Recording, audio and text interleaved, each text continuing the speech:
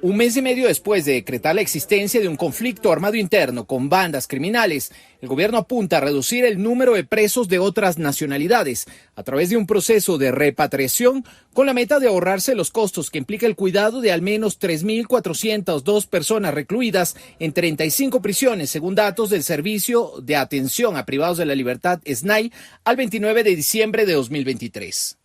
El primer paso se produjo con la reunión que sostuvo en Bogotá la canciller Gabriela Sommerfeld con el vicecanciller colombiano. Se calcula que unos 1.500 reos son del país vecino. Abordamos los mecanismos para una aplicación ágil y eficaz de los acuerdos bilaterales para la repatriación de ciudadanos privados de libertad, para que terminen de cumplir sus condenas en sus respectivos países de origen. La reunión se dio casi un mes luego de que el presidente Noboa señalara que los reos extranjeros contribuyen al hacinamiento en las cárceles y que la norma le faculta a devolverlos a sus países de origen. Hoy en día se está gastando más dinero en mantener a un preso extranjero en el Ecuador, independiente si es de Colombia, de Albania, de Perú, de Venezuela. Se está gastando más dinero en ellos que en el desayuno escolar de los niños. Para la abogada especializada en criminología María del Mar Gallegos, lo que propone Noboa no es nuevo y no se ha logrado por falta de voluntad política. Porque es mucho más atractivo políticamente decir que meto a la gente a la cárcel a decir que les estoy dando un tipo de beneficio. Sin embargo, aclara que el proceso no será inmediato y deberá realizarse de forma individual. No se puede hacer de manera colectiva. Todo depende de la voluntad del otro país. La repatriación responde a una disposición dada por el presidente ecuatoriano el pasado 29 de enero mediante decreto ejecutivo. Desde Quito, este fue un informe de Néstor Aguilera, La Voz de América, para Telearuba. Alrededor de 25 millones de personas, 14 millones de ellas niños, urgen de asistencia humanitaria en Sudán, 10 meses después de que estallara la guerra entre las Fuerzas Armadas sudanesas y las Fuerzas de Apoyo Rápido, según indicó el domingo un informe de la ONU. Sudán se enfrenta a una de las crisis que se desarrolla más rápidamente en el mundo, en medio de un conflicto que comenzó el 15 de abril de 2023, según el informe sobre la situación de Sudán, publicado el domingo por la Oficina de las Naciones Unidas para la Coordinación de Asuntos Humanitarios.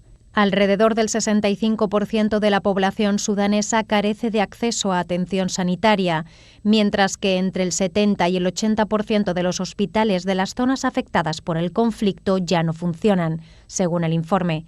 Hasta el 27 de enero se habían registrado alrededor de 10.500 casos sospechosos de cólera, incluidas 292 muertes, en 9 estados sudaneses. Según el documento, en varios estados se están produciendo brotes de múltiples enfermedades, como malaria, dengue y hasta 4.650 casos de sarampión, con 106 muertes.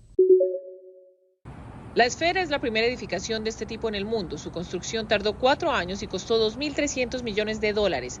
La monumental estructura puede albergar hasta 20.000 personas y atrae visitantes de todas partes, algo que los residentes de Las Vegas aprecian por su impacto y por lo que significa para la ciudad. Ya que Las Vegas sigue creciendo como ciudad y ciudad de entretenimiento y deportes, yo creo que la Esfera va a tener muchísimas oportunidades para tener eventos más chéveres. Por el momento, la Esfera ofrece 2 espectáculos, una residencia musical de la popular banda U2 y una presentación llamada Postales de la Tierra. Aunque las entradas para espectáculos como el de U2 pueden llegar a los varios miles de dólares, para esta exhibición van desde los $150 hasta los $400. No, estamos maravillados, mi familia y yo ya habíamos venido a Las Vegas, pero creo que la Esfera es una de las atracciones más maravillosas que tiene esta ciudad ahora.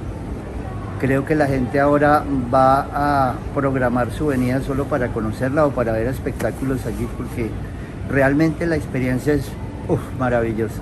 Afuera de la sala principal, la experiencia se completa con robots, hologramas, audio individualizado y multidiomático y otras atracciones de alta gama tecnológica que, según los creadores de la Esfera, simplemente le recuerdan a sus visitantes que el futuro no solo ya está aquí, sino que cada vez impacta más nuestra cotidianidad. Este 21 de febrero el Centro Meteorológico Nacional de China emitió alertas por ola de frío, nevadas, lluvia, fuertes vientos y niebla en varias regiones chinas, incluida la capital Beijing.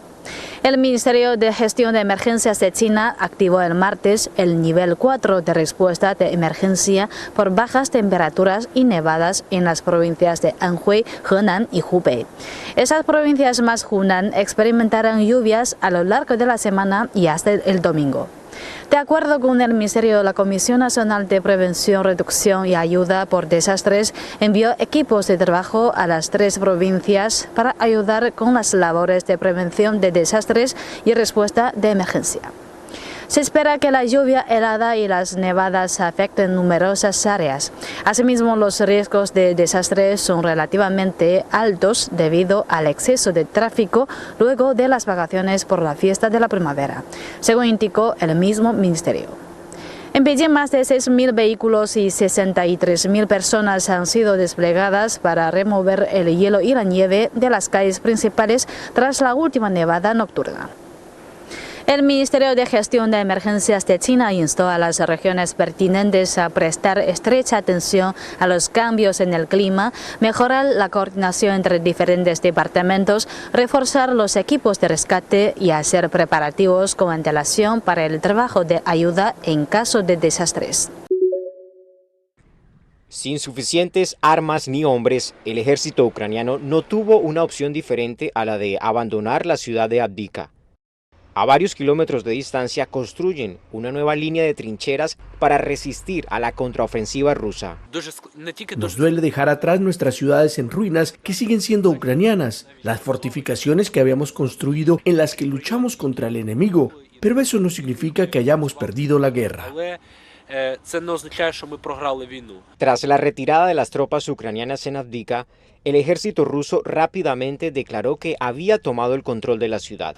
El Ministerio de Defensa de ese país reveló un video de una ciudad en ruinas tras meses de enfrentamientos. Ellos corrieron detrás del ferrocarril. Nuestros vecinos y camaradas asaltaban el flanco derecho y de esta manera los empujábamos y cercábamos. La toma de Avdiivka es la mayor victoria militar de Rusia desde hace 9 meses, cuando capturó la ciudad de Bakhmut. Ahora la situación es extremadamente difícil en varias partes de la línea del frente, exactamente donde las tropas rusas han concentrado el máximo de reservas. Están aprovechando los retrasos en la ayuda a Ucrania y este es un asunto muy delicado. El Senado estadounidense ya aprobó el millonario paquete de ayuda militar para Ucrania, impulsado por la administración Biden. Pero en la Cámara Baja enfrenta la resistencia del ala más conservadora del Partido Republicano, que se opone a girarle más fondos a Ucrania. Desde Washington, Jaime Moreno, de La Voz de América para Tele Aruba.